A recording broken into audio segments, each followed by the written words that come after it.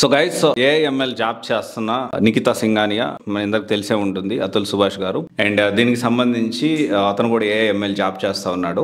And ఇక్కడ మనం అర్థం చేసుకోవాల్సిన విషయం ఏంటి అంటే, సూసైడ్ చేసుకున్నాడు పర్సనల్ ఇష్యూస్ వల్ల. ఆ పర్సనల్ ఇష్యూస్ ఏంటి అనేది దాదాపు ఫాల్స్ కేసులు పెట్టి అండ్ ఎమోషనల్లీ ఇతని బాగా డ్రమటైజ్ చేసి అండ్ ఇతన్ని మెంటల్ గా అండ్ ఫిజికల్ గా హెరాస్ చేసి దాదాపు 5 సంవత్సరాల నుంచి చేస్తా ఉన్నారు. ఈవెన్ దో కోర్టుల చుట్టూ తిరిగి ఆ కోర్టు జడ్జి కూడా ఆ సస్తే చావు అన్నట్లు నవ్వడము, ఇలాంటి సిచ్యువేషన్ ఉంటే చాలా మంది సూసైడ్ చేసుకుంటున్నారు అంటే ఆ సస్తే చావని అని చెప్పి అనడము. సో మొత్తం కూడా 84 minutes దాదాపు ఎక్స్ప్లెయిన్డ్ ఎవ్రీథింగ్ వాట్ హ్యాపెండ్ ఇక్కడ అనేది. జస్ట్ ఏంటి అంటే ఉమెన్ కార్డ్ ప్లే చేసి ఇంకా ఏదైనా ఇష్యూ జరిగింది అంటే ఖచ్చితంగా అబ్బాయిదే తప్పు, అమ్మాయిదేం తప్పు లేదు అనే విధంగా మన సొసైటీ కూడా ఉంది. నేనేమంటున్నానంటే ఇక్కడ ప్రెజర్ లేని లైఫ్, నేను నిన్ననే ఆ వీడియో చేశాను. ప్రెజర్ లేకుండా అసలు జాబే ఉండదు, ప్రెజర్ లేకుండా లైఫ్ ఏ ఉండదు అంటే ఒక స్టూడెంట్ కామెంట్ పెట్టాడు. ఏమనంటే, అన్న ఇంక నువ్వు చెప్పడం ఎట్లుందంటే బతకడమే కష్టం, బ్రతకడం కూడా ప్రెజరే అన్నట్టు మాట్లాడుతున్నావు అన్నాను. Yes, that is true. బతకడం కూడా ఒక ప్రెజరే, ఖచ్చితంగా చెప్తా ఉన్నాయి. అండ్ ఇక్కడ కాకపోతే నువ్వు ఎంత బ్యాలెన్స్డ్ ఉన్నావు అనేది ఇక్కడ చాలా important. You have to be balance.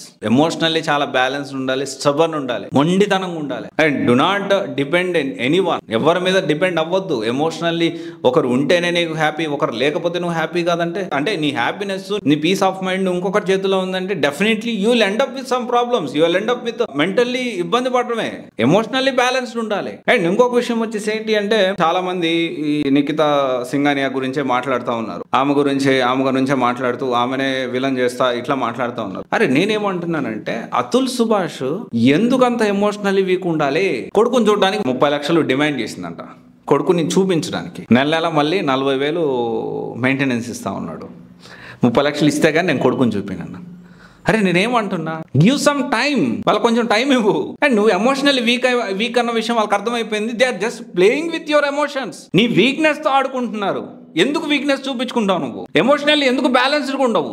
అబ్బాయిలు కానీ అమ్మాయిలు కానీ, కొంతమంది అమ్మాయిలు కూడా ఇలా ఉంటారు. అరే ఎమోషనల్లీ ఎందుకు వీక్ గా ఉండాలి? ఇఫ్ ఇట్ ఈస్ వర్కింగ్ కలిసి వెళ్ళండి, if it is not working okay, work కాలేదు ఏం చేస్తాం, ముందుకెళ్ళిపోండి. లైఫ్లో ముందుకెళ్ళిపోవాలి. లైఫ్ అనేది అక్కడితోనే ఎండ్ కాదు కదా. అర్థం చేసుకోవాల్సిన విషయం ఏంటి అంటే, ప్రతి ఒక్కరు పుట్టింది ఏదో ఒక సాధించడానికి. అండ్ ఒక చట్టంలో ఇరుక్కొని అక్కడే లాక్ అయిపోయి ఎమోషనల్గా. ఇక్కడ ఇంకొక విషయం వచ్చేసి ఏంటి అంటే, ఫార్చునేట్ ఆర్ అన్ఫార్చునేట్, దీంట్లో సింఘానియా వాళ్ళ అమ్మ పాత్ర చాలా ఉంది. 3 కోట్లు వీళ్ళకంటే జనరల్గా ఇద్దరు కూడా వెల్ సెటిల్డ్.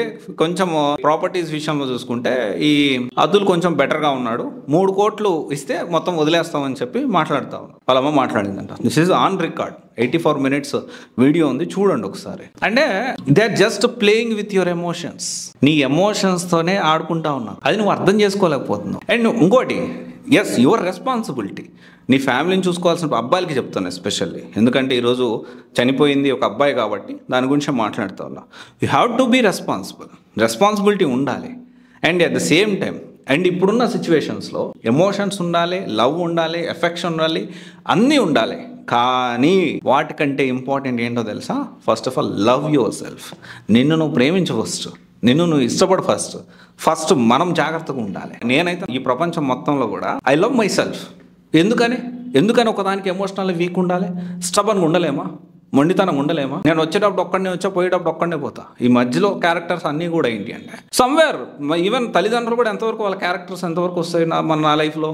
నాకు పెళ్ళి ఎవరికి వాళ్ళది వస్తుంది. పెళ్ళైన తర్వాత నా వైఫ్, పిల్లలు, ఆ తర్వాత పోయేటప్పుడు ఒక్కడనే పోవాలి కదా. కాకపోతే ఇక్కడ ఏంటి అంటే, నువ్వు ఎంత ఎమోషనల్గా స్టేబుల్ ఉంటే రిలేషన్ అనేది అంత స్ట్రాంగ్గా ఉంటుంది అండ్ అంత హెల్దీగా ఉంచడానికి ప్రయత్నం చేయడానికి అవకాశం ఉంటుంది. అండ్ అలా కాకుండా ఎమోషనల్లీ వీక్ ఉన్నావు అంటే డెఫినెట్లీ, ఇప్పుడు సింఘానియా విషయమే చూసుకోండి, హీఈస్ ఎమోషనల్లీ చాలా వీక్ ఉన్నాడు. ఇలాంటి సిచ్యువేషన్ నేను చాలా బోల్డ్ చూశాను. ఎమోషనల్లీ వీక్ ఉన్న ప్రతి ఒక్కరిని అంటే ఇక్కడ తెలియకుండానే ఇప్పుడున్న సిచ్యువేషన్స్లో, ఇప్పుడున్న relations, most of the relations economical relations ఉన్నాయి, కానీ ఎమోషనల్ రిలేషన్స్ అనేవి చాలా తక్కువ ఉన్నాయి. నువ్వు సక్సెస్ అయ్యేదాకా నేను ఉంటాననే పరిస్థితి చాలా తక్కువ ఉంది. Unfortunately I'm very happy.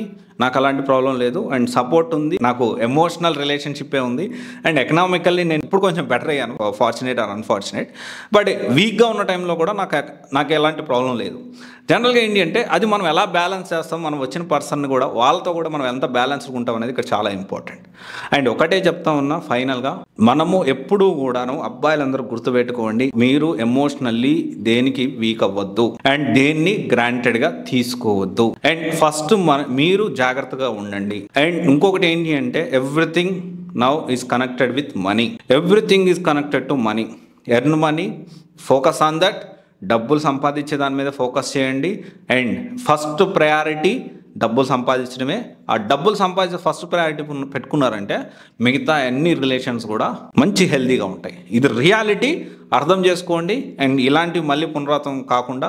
And ఇప్పుడేముంది, తను చనిపోయాడు, 2 రోజులు మాట్లాడుకుంటాం, 3 రోజులు మాట్లాడుకుంటాం, అయిపోయింది కథం. తర్వాత ఇంకొక స్టోరీ వస్తే దాని గురించి మనం మాట్లాడుకుంటాం. అదిగో నాకే వచ్చింది ఇంకో టాపిక్, మనము చూస్తూ ఉంటే ఈ వేలో ఒకటి చనిపోయారు, దాని గురించి మాట్లాడాలి, నేను దాని గురించి రీసెర్చ్ చేయాలి, అసలు ఏం జరిగింది, ఎందుకు చనిపోయారు. Anyway, rest in piece brother. So but ఒక విషయం ఏంటి అంటే, నువ్వు చనిపోయే ముందు నీ కొడుక్కి 18 ఇయర్స్ కంప్లీట్ అయినాక నీ ఆస్తి మొత్తం అతనికే చెందేలాగా, పూర్తి హక్కులు వచ్చేదాకా, అప్పటిదాకా ఎవరికి రాసి చనిపోయే చూడు. Salute brother.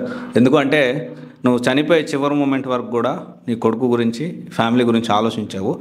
ఇంత రెస్పాన్సిబిలిటీ ఉన్న పర్సన్ని వదులుకొని ఆమె ఏమి బాగుపడుతుంది, ఏమి హ్యాపీగా ఉంటుంది, అలాంటి క్రూయల్ మెంటాలిటీ, నెటోరియస్. ఇప్పుడు అమ్మాయిలు కొంతమంది ఎలా తయారయ్యారంటే, ఉమెన్ విక్టింగ్ కార్డ్ ప్లే చేస్తూ తప్పు ఏం జరిగినా కానీ అబ్బాయిదే, అమ్మాయిది ఏం తప్పలేదు అని కొంతమంది చాలా నటోరియస్ క్రిమినల్ క్రూయల్ మెంటాలిటీ కొంతమందికి ఉంది. అండ్ అన్ఫార్చునేట్ ఆర్ ఫార్చునేట్, మీరు ఎమోషనల్గా బ్యాలెన్స్ లేకపోతే మాత్రం you will end up with the same problem. And ఎక్కువ బాధపడుతుంది ఎవరు, వాళ్ళ తల్లిదండ్రులే బాధపడుతున్నారు. అంతే కదా. తను చనిపోవాలని కోరుకుంది అతన్ని మెంటల్లీ హెరాస్ చేసేసి. సరే, ఎనీవే. అండ్ ఒకసారి ఆలోచించండి. అండ్ ఈ ఎమోషనల్లీ బ్యాలెన్స్డ్గా ఉంటే మీ రిలేషన్స్ అనేవి కూడా స్ట్రాంగ్ ఉంటాయి. ఇఫ్ నాట్ ఆల్సో నువ్వు ఎమోషనల్లీ స్ట్రాంగ్గా ఉన్నావు ఉంటే లైఫ్లో, కెరియర్లో ముందుకెళ్తాం. Right, all the best. And rest in peace to Atul. And hats off to you. చనిపోయే ముందు కూడా నీ రెస్పాన్సిబిలిటీని మర్చిపోలేదు. Thank you brother.